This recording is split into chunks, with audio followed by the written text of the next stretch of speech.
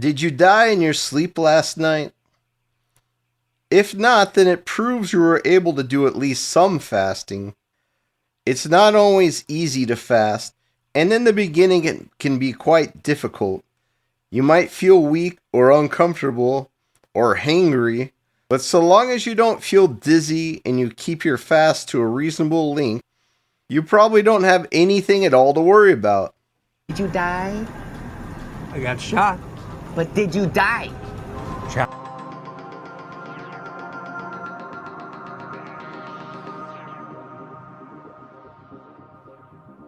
First off, if you are already subscribed, make sure to turn on all channel notifications and enable notifications in general, or you're never going to get any notifications. Otherwise, there's not too much point to subscribing since you're just not going to get anything out of it and you won't be notified when the videos come. Or else you can just check back every Sunday, and that's when I'm going to be uploading videos from now on for those of you who aren't regular viewers yet. I just say that because all the time I get someone saying, "Oh, it turns out I was subscribed to you already, but I never get any video notifications, and you never come up in my feed." So I just thought I'd throw that out there in case that gets to a few people and helps them find the videos they already subscribed to get. Now, there are some conditions that make it impossible to do much fasting. Pregnancy and breastfeeding are the most common ones because your blood sugar is already being driven low by your own body, and this could cause problems. Tumors often excrete insulin because it helps them grow, and sometimes it is such a large excretion it affects the whole body. This could also cause big problems when trying to fast, but it's relatively rare, and you'll know it immediately because you'll get very faint whenever you go for very long without food, or for that matter without sugar. Even a keto diet is going to make you keel over after a while if you have this going on. The main reason people have trouble fasting is simply that it conflicts with the meds that they're taking. In this case, you may want to work with your doctor to change them or to see if they can be temporarily stopped whenever you want to fast. It may also be possible to take some meds that require food by taking them with butter or coconut oil, which won't break the fast. While many doctors love to scaremonger when it comes to fasting, keep in mind that doctors constantly fast people for long periods for testing. Even 90-year-old cancer patients. If they can live through it, you probably can too. It is also the first 24 hours that is the most critical when it comes to fasting. This is when problems like hypoglycemia are probably going to show up. This is also when you're the most catabolic. And keep in mind, when you go to sleep at night, that's when you lose the most lean tissue of any time in your life. And that's true even on a longer fast. That first few hours when your insulin is still very high is a very catabolic time because you're supposed to have low insulin when you fast in order to avoid loss of lean tissue. And once you get to 24 hours, you're going to have at least some ketones in your body, even if they're not yet detectable. As cortisol goes up, it also makes more sugar available to the body, especially the brain. So even if you don't get into ketosis at all, this is perfectly fine. In fact, as cortisol goes up and insulin goes down, your liver starts turning any liver fat into glucose. This is why some people will find their blood sugar actually goes up when fasting. And I've had more than one person talk to me and say that they were really worried about this because they thought something was seriously wrong, or else they're not going to lose weight, or on and on and on. Or they think because their cortisol is high, you're not going to lose weight. But that's not true either. Cortisol is a fat-burning hormone.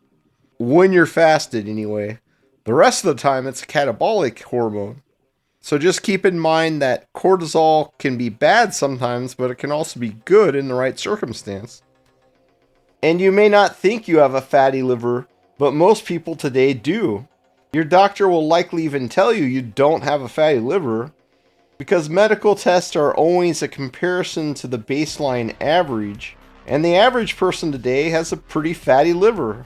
So if your liver's not excessively fatty, then if you go and get a test and your ALT is a certain level, they'll say, oh, it's just fine. And you get a ultrasound and they say, oh, no, it's not fatty at all.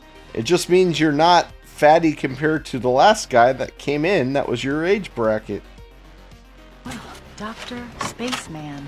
I was afraid this might happen. You know, he's on so many different neuroleptics and tricyclics that there's no telling how they'll mix. But what can you do? Medicine's not a science. This isn't too big of a problem early on, but as you get older, on average, people are pretty unhealthy. So you're going to be being compared to very unhealthy people. And if you're on target for being unhealthy, that's not going to work out very well for you. But it is still possible to be healthy right to the day you die. But you're probably not going to get there doing exactly what everyone else does. You're going to get those average results that the doctors know and love so much, which are going to have you sick by 50 or 60 and dead by 70 or 80. But most people starting fasting are more worried about hypoglycemia than excessive blood sugar, even though this is much less likely to happen.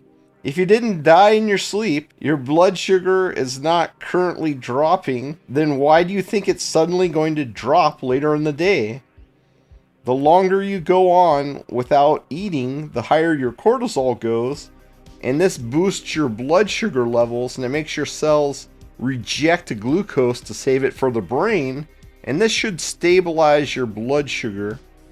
That's what the dawn effect is. That's why when you wake up in the morning, you have this rush of energy and you are agitated and you hop out of bed. And most people will find their blood sugar is elevated at this time. And a lot of times they'll panic and they'll maybe even inject themselves with insulin if they're type 2 diabetic. But this is perfectly normal. Now if you eat, this sets off a frenzy of insulin release, followed by a blood sugar drop which causes hunger, and then by a cortisol response to create more blood glucose and to save more of the glucose you already have for the brain. This can have a yo-yo effect which causes serious reactive hypoglycemia. The solution to this is ultimately to lower your carbs and to eat more fat with each meal and fewer meals so that you have a more blunted insulin response. But in the short term, you may need to use glucose pills after meals to combat this. However, if you don't eat at all after waking up, your blood sugar should stabilize. In fact, for most people, it will likely stay elevated throughout several days of fasting. The ideal blood sugar is around 80 to 90, and most people seldom go this low today except during a bout of reactive hypoglycemia.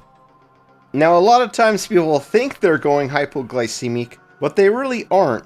It's normal to feel uncomfortable when you first start fasting, and it's never super easy. Only now, after doing it for years and years, do I get to the point where I feel like, wow, I'm really not hungry after 3 days of fasting. But for the longest time, every fast was a struggle. And if you do think you're hypoglycemic, then get a blood glucose meter and check it. They only cost about $10 these days. Take your blood glucose levels and see what they are. If they're under 70, then you definitely have a problem. And if they're under 80, you may be heading towards a problem. And if you are going hypoglycemic, just break the fast with a low-carb meal and try again in a few days. The better your diet is and the more often you try, the longer you're going to be able to fast.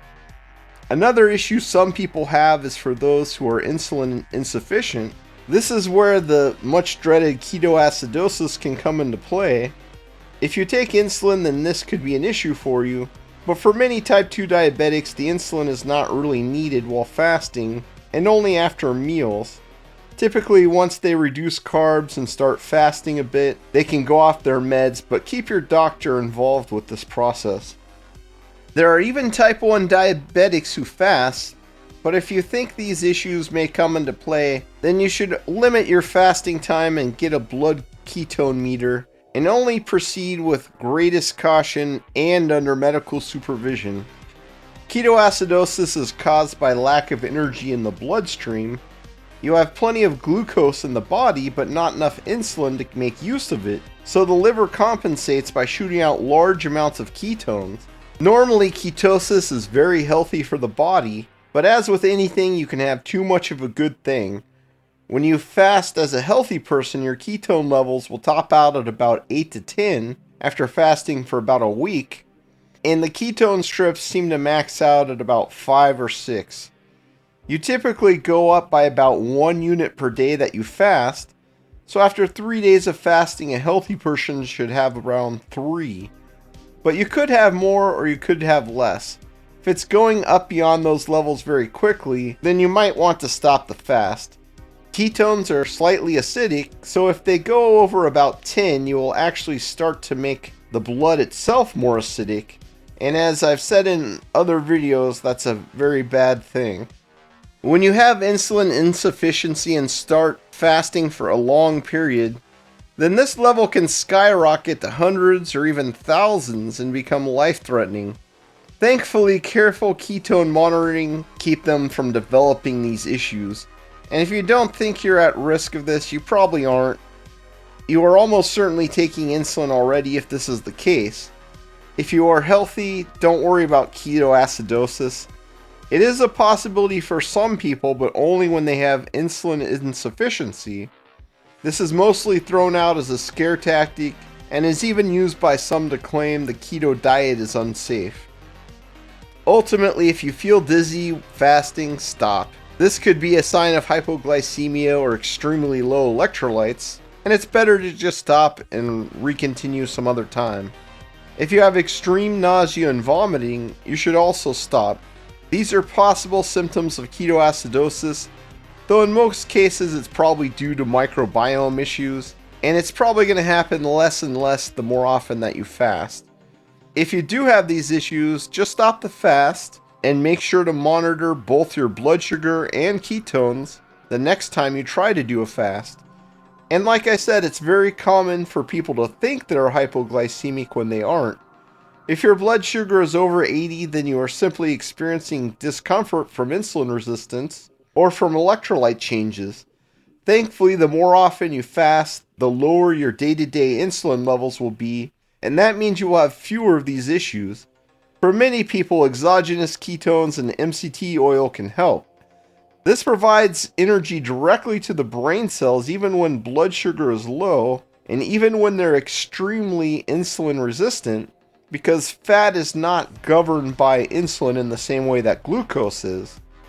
Once you have ketones in the bloodstream, hypoglycemia is no longer an issue.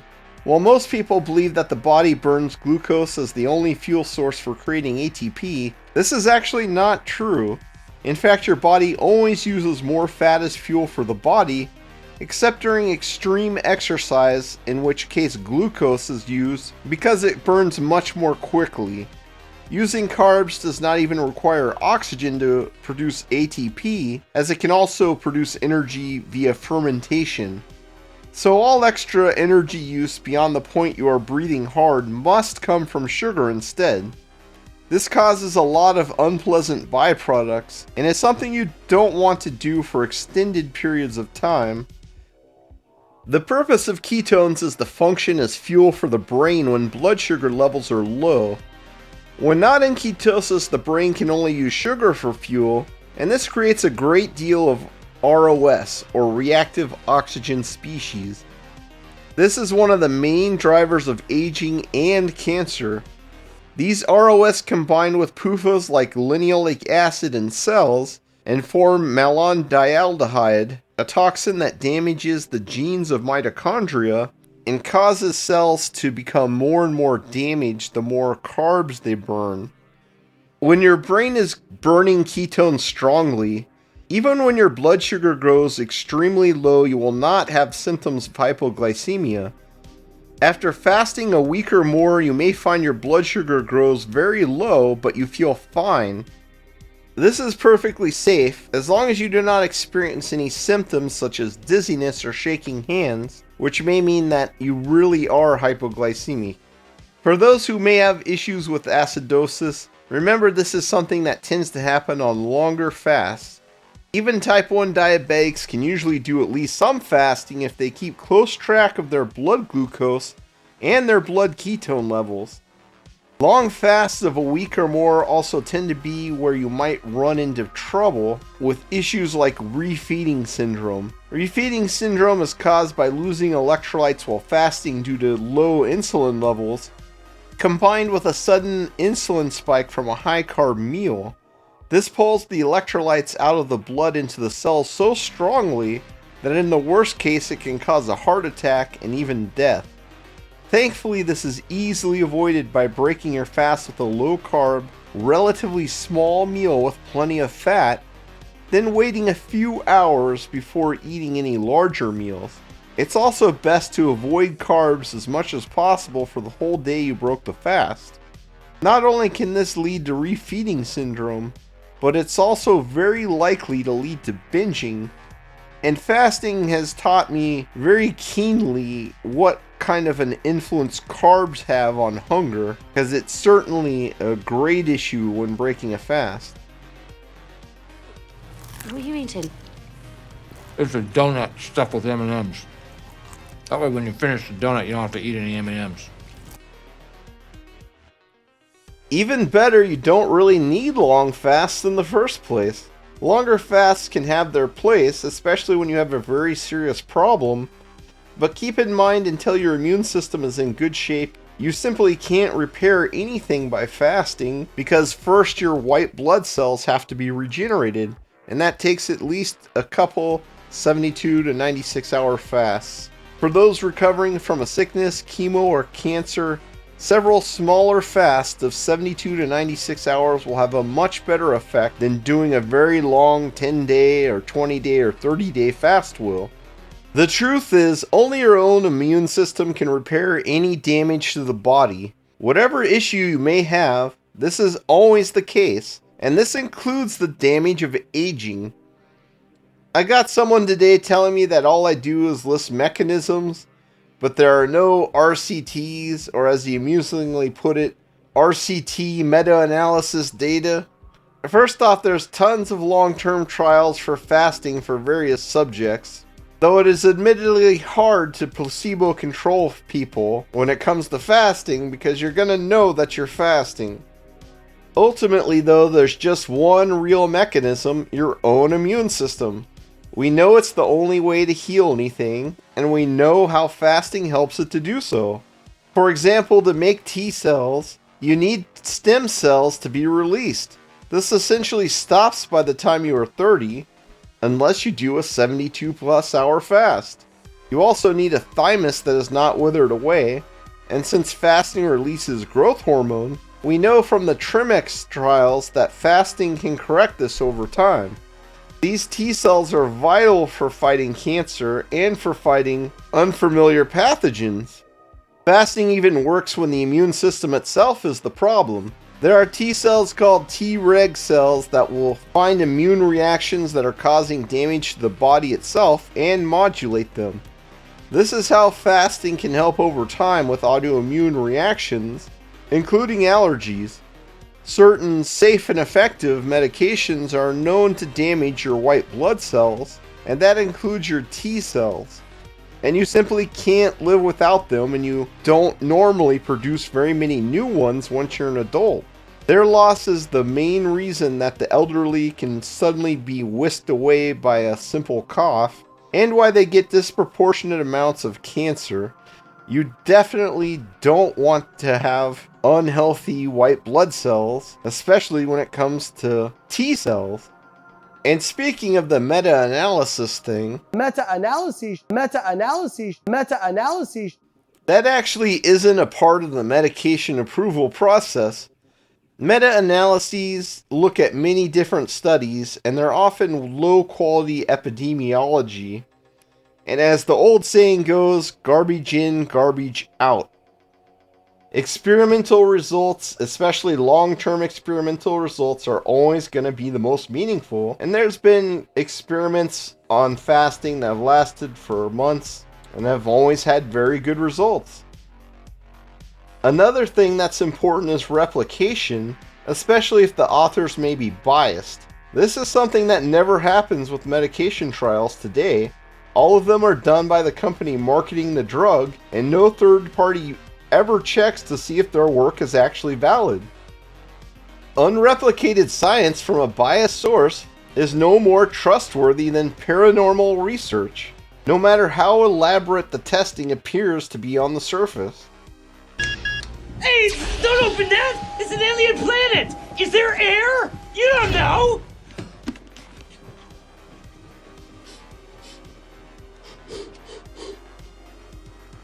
Seems okay. So don't let a bunch of sciencey words confuse you about what constitutes valid science and what doesn't. And especially don't take Big Pharma's farcical, evidence-based science claims seriously. They not only conduct science in a fishy manner by passing off relative risk as absolute benefit, but their data sets are completely closed off to the public. This makes it impossible to say if there is any benefit to their meds at all, and your doctor can read the studies, but he can't look at the actual data directly, so he's totally unqualified to tell you whether something works or not. This makes it impossible to say if there's any real benefit to their meds at all. And when outside governmental agencies run their own studies, the results are often negative. In fact, they're usually pretty negative. They not only have little or no effect, but many of them are very harmful. When you look at primary prevention, turns out the RCTs do not show any benefit on mortality. Do you know what the mean increase in lifespan is from treating high LDL with a statin is? 4 days. 4 days. None of these trials reduced CVD events, and some of the drugs actually reported harm. This just came out 3 days ago. And so you're looking here, at all-cause mortality, and this is the degree of LDL cholesterol reduction, and it doesn't matter if it's statins or ezetimibe or diet or anything else. That's your benefit. 0. On this side, we have number needed to treat. How many people do you have to treat with a statin to actually get it? One patient with benefit. 754. Ridiculous. Number needed to treat, maybe 10 might be cost effective. Really, 5 might be cost effective. Imagine you're being prescribed a medication that costs hundreds a month and gives you crippling side effects like dementia. Then you find out there is only a 1 in 1,000 chance of you are getting any benefit from it. Unfortunately, millions of people are bankrupting themselves to pay for these meds and getting nothing out of them but dangerous side effects. On the other hand, no pill on the market can take uncontrolled blood pressure and make it perfect in a few weeks, which is what happened to me with 0 side effects except for good ones. And no pill could ever regenerate 1/3 of your white blood cells in a single dose like fasting for 72 hours can. In fact, getting an infusion of white blood cells would cost tens of thousands or even hundreds of thousands of dollars. I know because that happened to my stepfather in the early 2000s, and it cost around $40,000 to get these white blood cells put into his body because his were low. Today it probably costs 10 times as much, and it won't be as effective or as safe because it's not your own white blood cells, it's somebody else's, and that means it could do something incorrect in your body. While there are some things that may seem scary about fasting, thankfully they are both rare and easily managed. Just make sure to monitor your blood sugar and ketones if you are at risk for acidosis, and only extend into longer fasts as you can do so both comfortably and safely. Fasts from 72 to 96 hours will yield the most benefits for the effort, and several fasts are always better than one big long fast, because until your immune system is fully repaired, your healing during the fasts will never be at absolute maximum, and that may take several fasts to occur. Life can be a roller coaster, but when you understand the underlying mechanisms of health, While you may not be able to fix everything, after all, we're still mortal, you can always at least get a better result than you otherwise could, even in the most dire situations. We got help!